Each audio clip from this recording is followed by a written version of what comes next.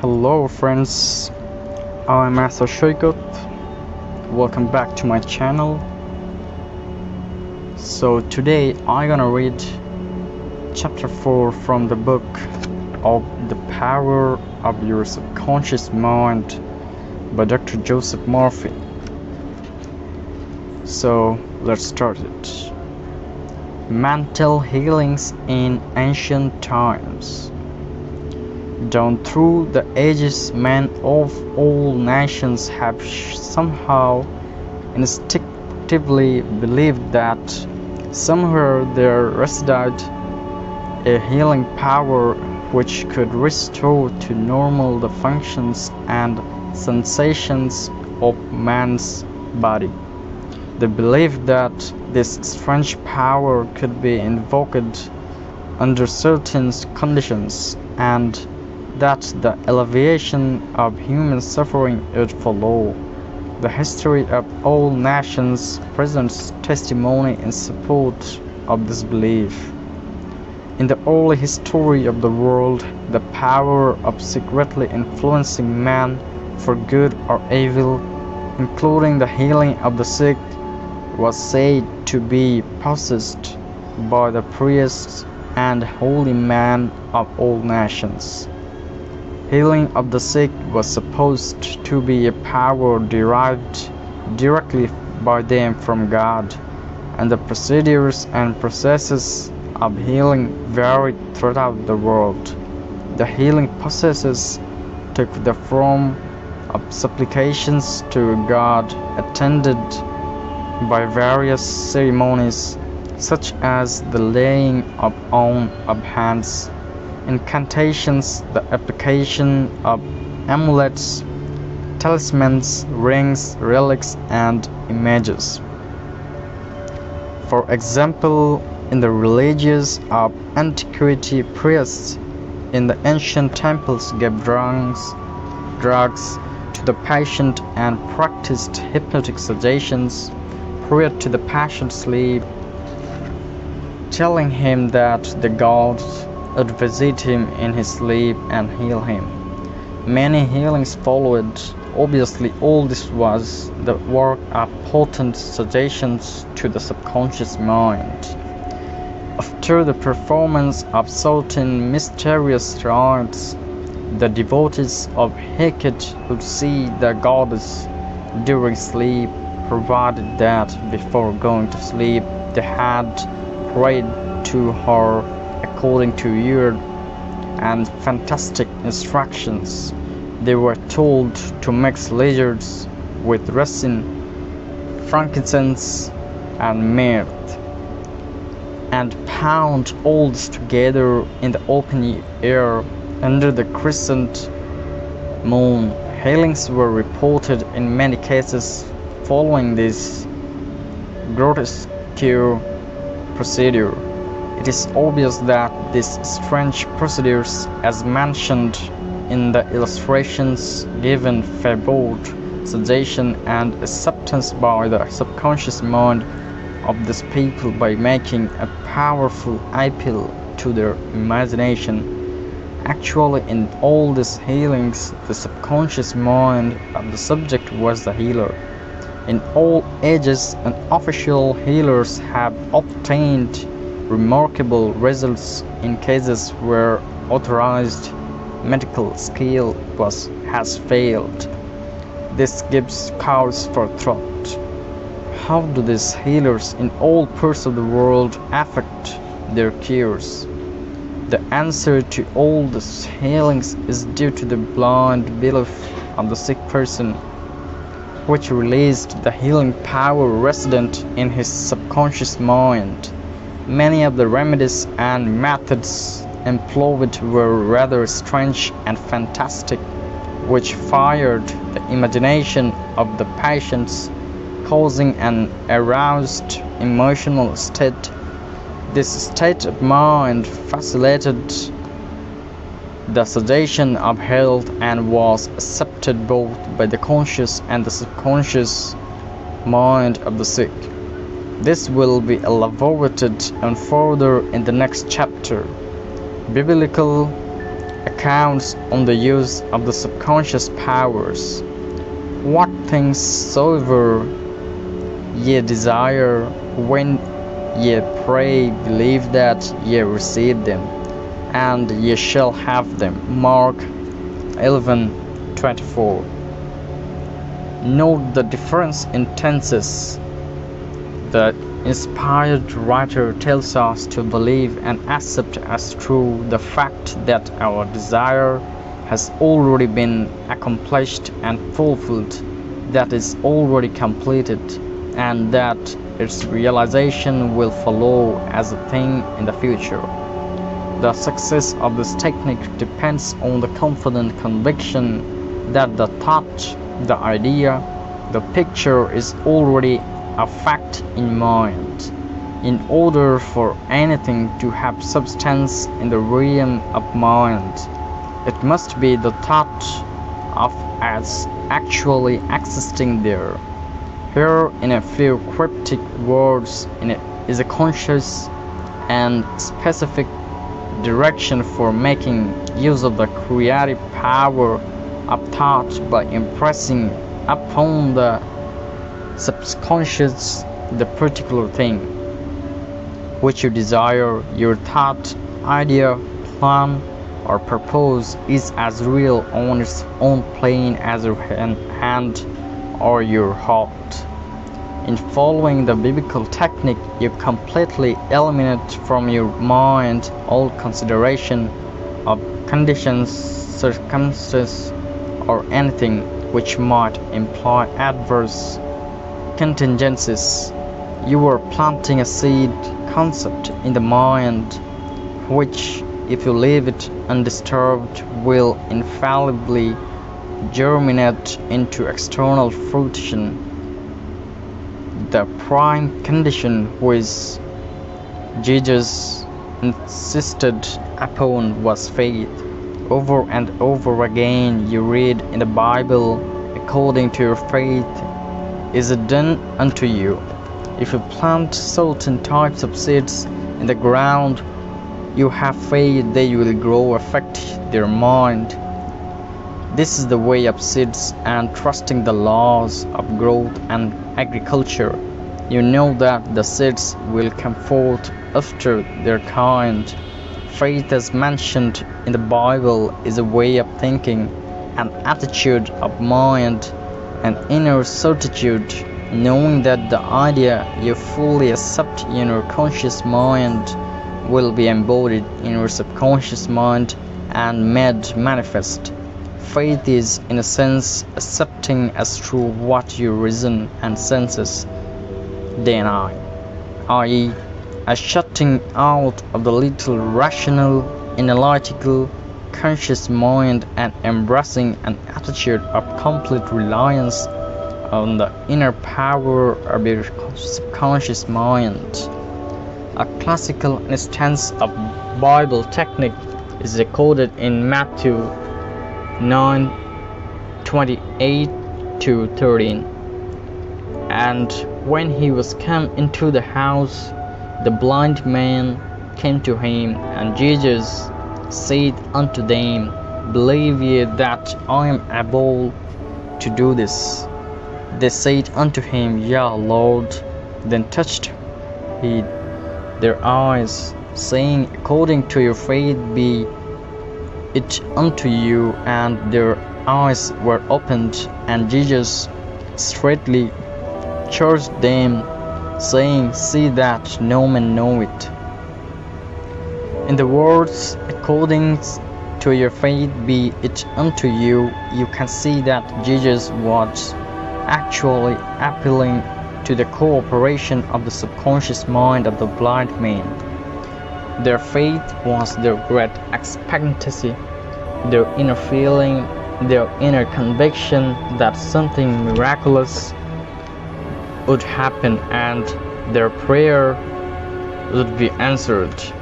As it was, this is the time-honored technique of feeling utilized alike by all healing groups throughout the world, regardless of religious affiliation. In the words, see that no man know it, Jesus enjoins the newly healed patients not to discuss their healing because they might be subjected to the skeptical and derogatory criticisms of the unbelieving. This might tend to undo the benefits they had received at the hand of Jesus by depositing thoughts of fear, doubt, and anxiety in the subconscious mind. For with authority and power be commanded the unclean spirits, and they came out. Luke 4:36. When the sick came to Jesus to be healed, they were healed by their faith together with this faith and understanding of the healing power of the subconscious mind. Whatever he decreed, he felt inwardly to be true. He and the people needing help were in the one universal subjective mind, and his silent inner knowing and conviction of the healing power changed the negative destructive patterns in the patient's subconscious. The resultant healing were the automatic response to the internal mental change.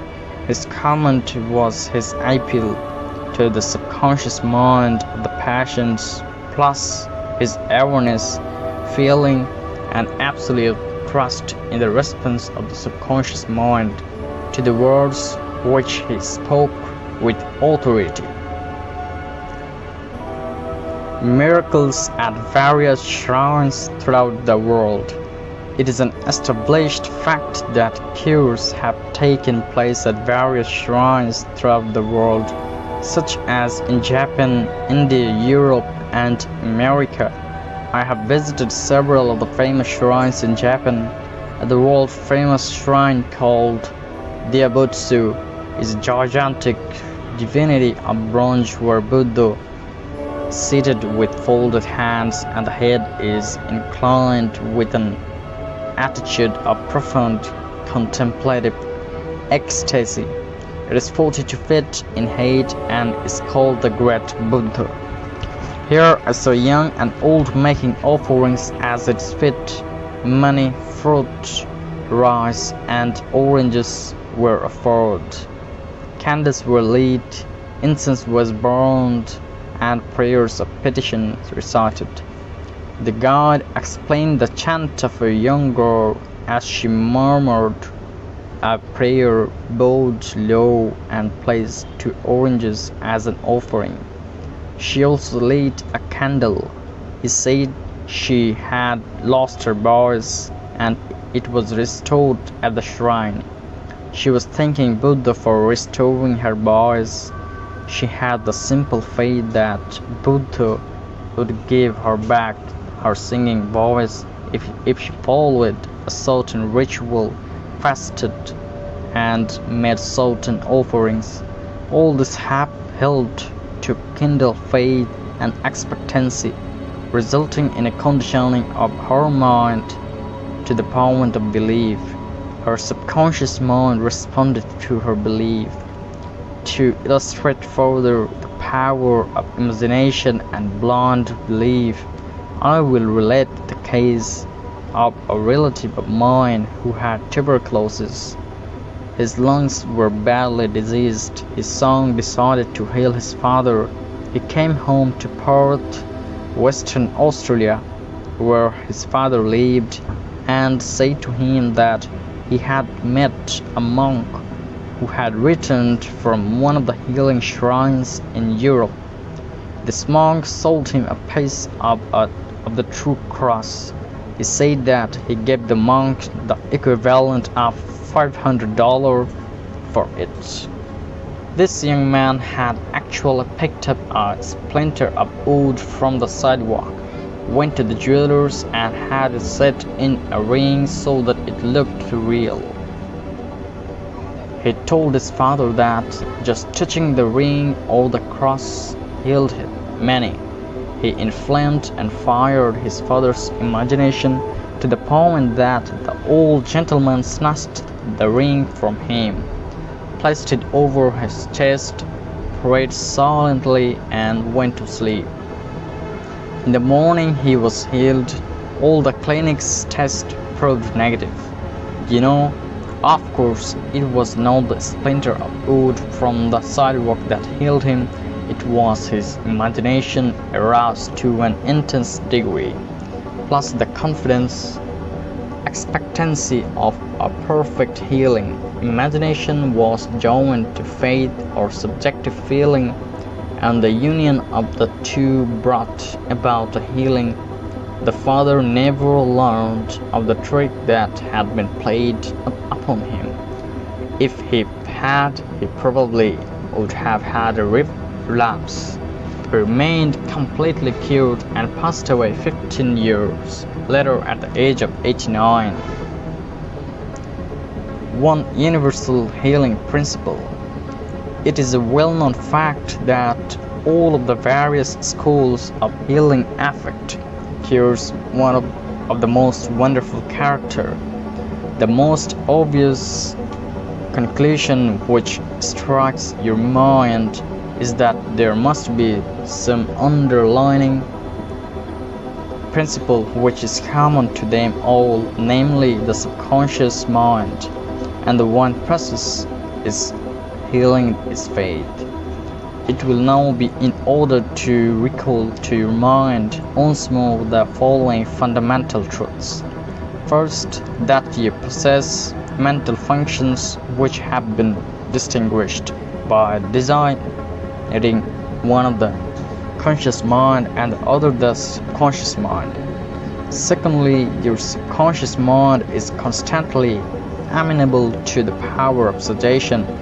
Furthermore, your subconscious has complete control to the functions, conditions, and sensation of your body. I venture to believe that all the readers of this book are familiar with the fact that symptoms of almost any disease can be induced in hypnotic subjects by suggestion. For example, a subject in the hypnotic state can develop a high temperature, flushed face, or chills according to the nature of the suggestion given. By experiment, you can suggest to the person that he is paralyzed and cannot walk. It will be so. By illustration, you can hold a cup of cold water under the nose of the hypnotic subject and tell him, "This is full of paper. Smell it." He will proceed to sneeze. What do you think caused him to sneeze, the water or the suggestion? If a man says he is allergic to Timothy grass, you can place a synthetic flower or an empty glass in front of his nose when he is in a hypnotic state and tell him it is Timothy grass. He will portray the usual allergic symptoms. This indicates that the cause of the disease is in the mind. The healing of the disease can also take place mentally. You realize that remarkable healings take place through osteopathy, chiropractic medicine, and naturopathy, as well as through all the various religious bodies throughout the world. But it is obvious that all of these healings are brought about through the subconscious mind, the only healer there is. Notice how it heals a cut on your face caused by shaving. It knows exactly how to do it. The doctor dresses the wound and says nature heals it. Nature refers to natural law, the law of the subconscious mind, or self-preservation, which is the function of the subconscious mind. The instinct of self-preservation is the first law of nature. Your strongest instinct is the most potent of all autosuggestion. Wildly different theories. It would be tedious and unprofitable to discuss to any great extent the numerous theories advanced by different religious sects and prayer therapy groups. There are a great number who claim that because their theory produces results it is. Therefore, the correct one, this, as explained in this chapter, cannot be true. You were aware that there are all types of healing. Franz Anton Mesmer, an Austrian physician who practiced in Paris, discovered that by applying magnets to the diseased body, he could cure that disease miraculously. He also performed cures with various other pieces of glass and metals. He discontinued this form of healing and claimed that his cures were due to animal magnetism, theorizing that this substance was projected from the healer to the patient. His method of treating disease from then on was by hypnotism, which was called mesmerism in his day. Other physicians said that all his healings were due to suggestion and nothing else.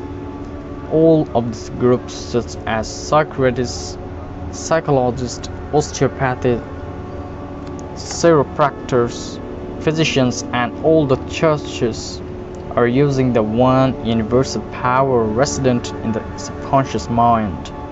Each many proclaim the healings are due to the theory. The process of all healing is an definite positive mental attitude, an inner attitude, or a way of thinking called faith.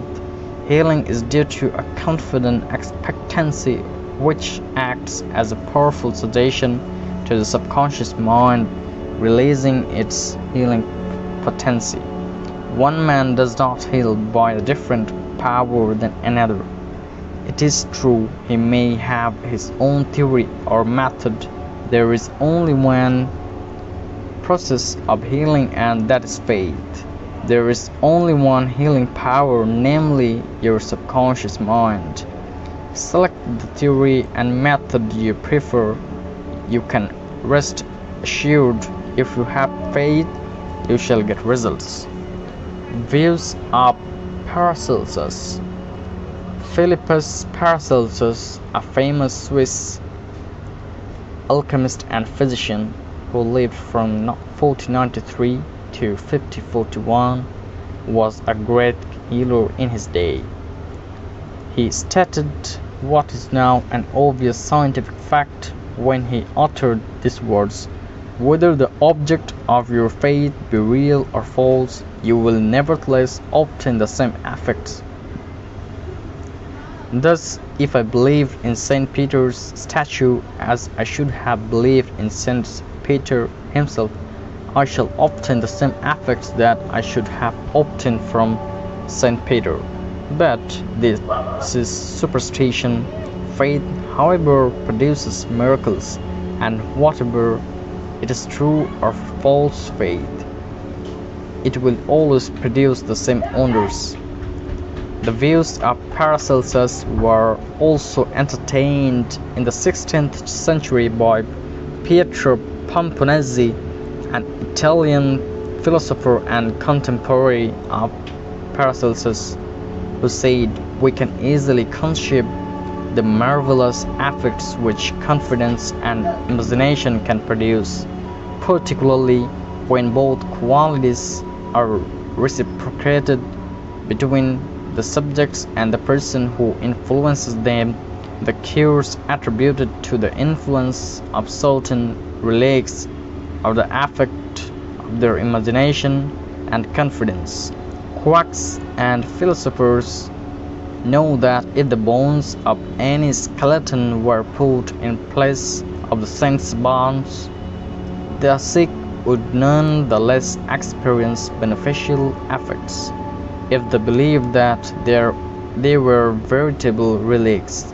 Then, if you believe in the bones of saints to heal, or if you believe in the healing power of certain waters, you will get results because of the powerful suggestion given to your subconscious mind.